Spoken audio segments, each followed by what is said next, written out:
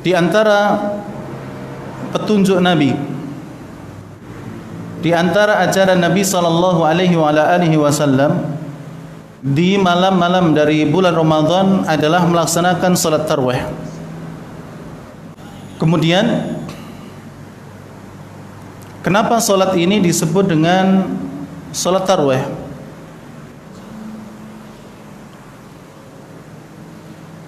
Salat tarawih dinamakan dengan tarawih atau salat tarawih karena manusia mereka ketika melaksanakan salat ini beristirahat setiap mendapatkan 4 rakaat. Ya. Jadi salat 2 rakaat salam, 2 rakaat salam, dapat 4 istirahat. Setidaknya untuk menghela nafas. Ya. Kemudian salat lagi 2 rakaat, tambah lagi salat 2 rakaat, kemudian baru istirahat. Kemudian diakhiri dengan salat witir. Ya. Maka inilah kenapa salat tarawih disebut tarawih. Karena setiap habis 4 rakaat para jamaah beristirahat. Kemudian jamaah yang dirahmati oleh Allah, terkadang muncul pertanyaan, apakah di sela-sela istirahat tersebut ada doa ataupun zikir khusus? Maka jawabannya adalah berdasarkan keterangan para ulama dan juga melihat hadis-hadis dari Nabi sallallahu alaihi wasallam dan juga athar dari para sahabat menunjukkan bahwa zikir atau doa di sela-sela istirahat salat tarawih itu tidak ada. Jadi tidak ada bacaan khusus di sana. Misalnya membaca syahadat asyhadu an la ilaha illallah, kemudian astaghfirullah, as'alukal jannah wa na'udzubika minan nar. Ya. Atau zikir-zikir yang lain. Ini sama sekali tidak ada contoh dari Nabi sallallahu alaihi wasallam. Kalau kemudian ada yang mengatakan, bukankah zikir itu baik? Kita jawab, zikir itu baik. Dan memang zikir itu ada perintahnya dalam Islam. Namun yang perlu diingat, zikir adalah bagian dari ibadah. Dan ibadah itu sudah taufikiyah. Dan yang namanya taufikiyah, mau tidak mau harus ada contoh dari Nabi sallallahu alaihi wasallam.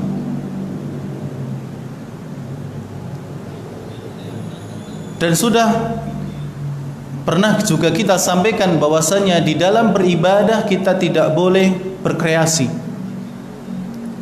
semaunya sendiri. Yang penting baik. Ya. Tidak demikian. Dalam beribadah kita tidak boleh berkreasi. Karena sebagaimana kaidah dalam pembahasan para ulama bahwa al-aslu fil ibadah at-tahrim atau al-man'u. Asal dari hukum ibadah itu terlarang. Sampai ada dalil yang menunjukkan perintah dari ibadah tersebut. Jadi dalam beribadah tidak boleh berkreasi, tidak boleh semau kita. Ya. Kalau semau kita, maka ngapain sholat subuh 2 rakaat? Kenapa tidak 4 rakaat? Orang 2 rakaat saja keutamanya sudah besar dan banyak, apalagi 4 rakaat. Ya. Itu kalau kita boleh berkreasi. Cuman karena sholat subuh sudah ditentukan oleh Allah dan Rasulnya 2 rakaat, ya sudah, tidak boleh kita tambah, tidak boleh pula kita kurangi. Demikian pula halnya dalam berzikir di sela-sela sholat tarawih kita. Di sana tidak ada bacaan yang khusus untuk dibaca. Yang ada berdasarkan hadis adalah zikir setelah sholat witir.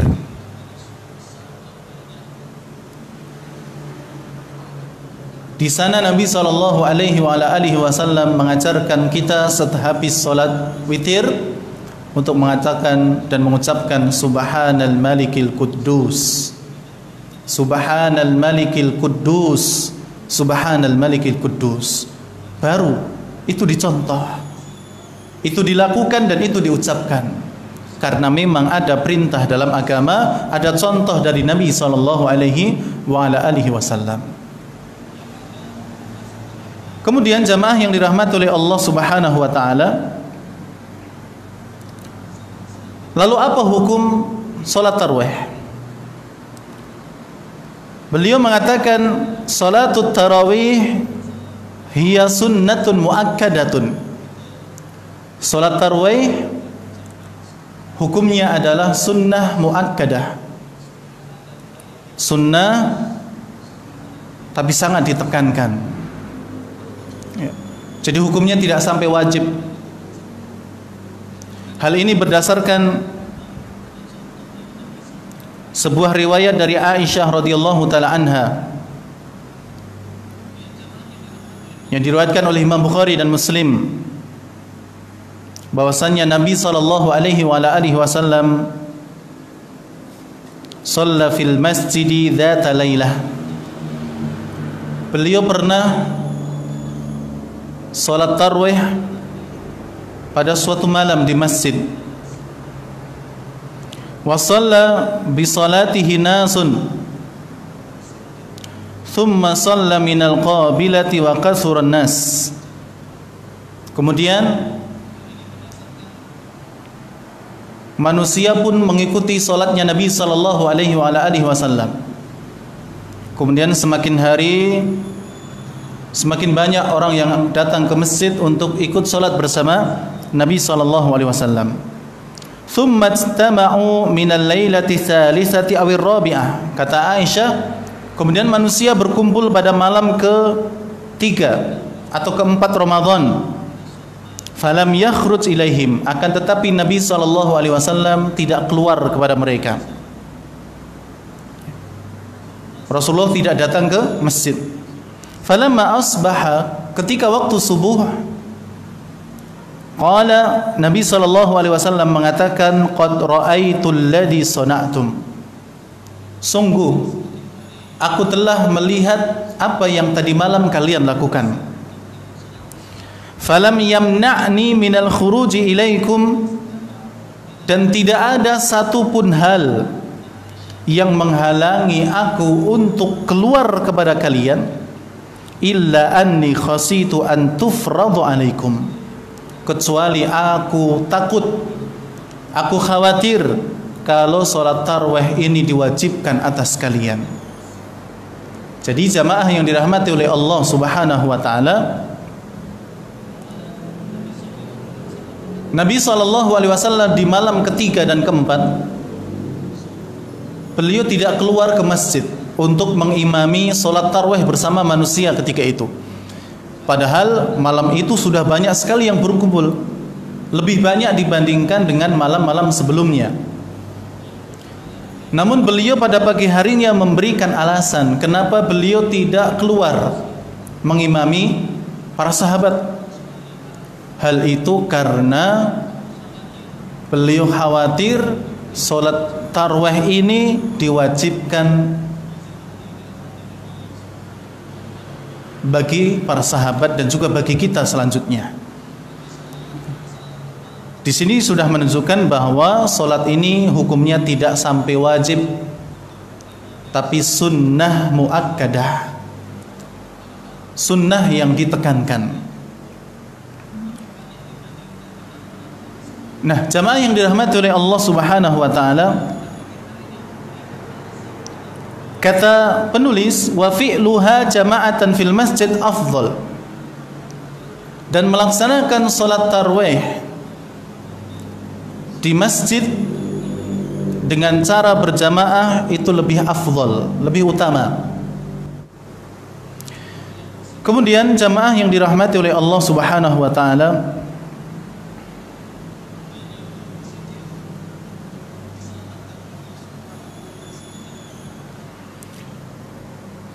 beliau Fadilatul Syekh Shalih bin Fauzan hafizahullah taala juga menyebutkan di antara keutamaan salat tarawih, di antaranya adalah sabda Nabi sallallahu alaihi wa alihi wasallam, man qama ma'al imami hatta yansarifa kutiba lahu qiyamul lailah. Barang siapa yang berdiri menegakkan salat malam atau tarawih ma'al imam, bersama imam, hatta yansarifa, sampai imam itu selesai menunaikan salatnya, kutiba lahu qiyamul lailah, maka akan dicatat bagi orang tersebut pahala salat semalam suntuk. Ini keutamaan yang luar biasa jamaah yang dirahmati oleh Allah. Salat dikerjakan bersama imam, dan syarat yang kedua hatta yansarifa, ya, dikerjakan sampai imam selesai dari salatnya. Hal ini menunjukkan bahwa hendaknya kita yang ikut salat tarawih bersama imam di awal waktu selesaikan sampai witir selesai, ya, agar mendapatkan keutamaan ini, dicatat seperti orang yang salat semalam suntuk. Karena beberapa orang ada di antara mereka yang ketika sudah tarawih selesai 8 rakaat, kemudian yang terakhir adalah salat witir, mereka tidak ikut witir bersama imam, ya. Mereka pulang bertujuan ingin menambah lagi salat di malam nanti, ya. Maka berdasarkan hadis ini, yang lebih baik adalah ketika sudah ikut salat tarawih bersama imam di awal malam setelah salat isya, maka hendaknya diselesaikan sampai salat witir. Kalau ada yang bertanya bagaimana dengan menambah salat di malam nanti sebelum sahur, misalnya sudah bangun kemudian ingin salat, apakah masih boleh padahal salat witir sudah dilakukan? Jawabnya boleh, hukumnya boleh. Namun yang jadi catatan, tidak ada lagi salat witir, karena Nabi SAW mengatakan la witrani fi lailah, tidak ada 2 witir yang dilakukan dalam satu malam. Maka jika sudah dilakukan bersama imam di awal malam, nanti di sepertiga malam kalau dia ingin salat malam saja, 2 rakaat salam, 2 rakaat salam, sebanyak-banyaknya, tanpa ditutup dengan witir lagi, karena sudah bersama imam di awal malam. Wallahu taala a'lam bissawab. Kemudian jamaah yang dirahmati oleh Allah, di antara keutamaan salat tarawih yang lain adalah sabda Nabi sallallahu alaihi wasallam, man qama ramadhana imanan wa ihtisaban ghufira lahu ma taqaddama min dhanbihi.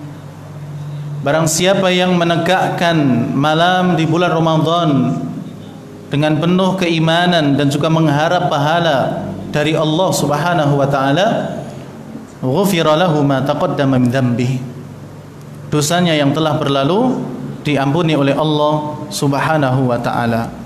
Hadis ini diriwayatkan oleh Imam Bukhari dan Muslim. Oleh karena itu jamaah yang dirahmati oleh Allah, selayaknya salat ini tidak ditinggalkan oleh seorang muslim, karena salat ini memiliki keutamaan yang sangat luar biasa.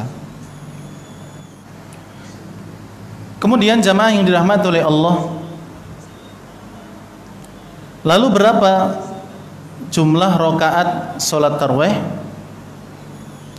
Penulis mengatakan falam yathbut fihi syai'un 'anin nabi sallallahu alaihi wasallam, bahwasanya tidak ada ketetapan jumlah rakaat dari salat tarawih. Wal amru fi dzalika wasi', dan perkara atau masalah rakaat atau jumlah rakaat dalam salat tarawih itu luas. Qala Syekhul Islam Ibnu Taimiyah rahimahullah, berkata Syekhul Islam Ibnu Taimiyah, semoga Allah merahmati beliau, lahu ayyusalli 20 raka'atan. Boleh seseorang untuk melaksanakan salat tarawih itu dengan 20 rakaat, kama huwal masyhur min madhhabi Ahmad wa Syafi'i, sebagaimana masyhur hal ini dalam madhabnya Imam Ahmad dan juga Imam Asy-Syafi'i. Walahu ayusalliya 36, boleh juga seseorang melaksanakan salat tarawih sebanyak 36 rakaat, ya. Sebagaimana ini adalah madhab dari Imam Malik. Walahu ayusalliya 11 raka'atan wa 13 raka'atan, dan boleh pula seseorang melaksanakan salat tarawih ini dengan 11 atau 13 rakaat. Wa kullun hasanun, kata beliau, dan semuanya ini, baik yang 20 rakaat, ya, ini belum ada witirnya, ya, nanti ditambah dengan witir, atau yang 36 rakaat ini juga belum ada witirnya, baik yang 11 rakaat biasanya sudah ada witirnya, atau yang 13 rakaat ini juga sudah ada witirnya. Kullun hasanun, semuanya baik, ya, semuanya baik. Fayakunu taksiru rakaati au taqliluha bihasabi tulil qiyami wa qasrihi. Oleh karena itu seseorang boleh melakukan salat ini dengan memilih yang banyak rakaat atau yang sedikit rakaatnya, tergantung dengan panjang dan pendeknya berdiri. Jadi tidak ada batasan tertentu jumlah rakaat salat tarawih. Boleh 11 rakaat, boleh 13 rakaat, boleh 23 rakaat, boleh 27 rakaat, boleh 35 rakaat, dan seterusnya. Ya, yang ganjil ini seperti ini sudah pakai apa? Sudah pakai witir. Ya. Jadi apa? Silakan untuk melakukannya. Wa Umar radhiyallahu taala anhu, adapun Umar bin Khattab, lamma jama'an nas ala Ubayyin, ketika beliau mengumpulkan manusia untuk salat dengan Imam Ubay bin Ka'ab, shalla bihim 20 rakaatan. Ka'ab bin Malik mengimami manusia ketika itu dengan jumlah rakaat 20. Dan para sahabat Nabi radhiyallahu taala anhum, mereka melaksanakan salat tarawih ini dengan jumlah yang sedikit, ada pula yang mereka memilih yang banyak. Jadi boleh, silahkan melakukan salat tarawih sebanyak mungkin, sehingga apabila seseorang sudah ikut salat tarawih bersama imam di awal waktu setelah salat isya, di awal malam setelah salat isya, kemudian dia ingin menambah lagi nanti di sepertiga malam yang terakhir, silahkan. Tapi ingat, jika sudah ikut bersama imam di awal malam, hendaknya sekalian dengan witir.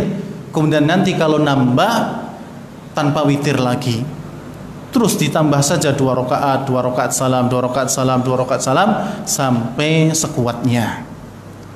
Jamaah yang dirahmati oleh Allah Subhanahu wa taala, kemudian beliau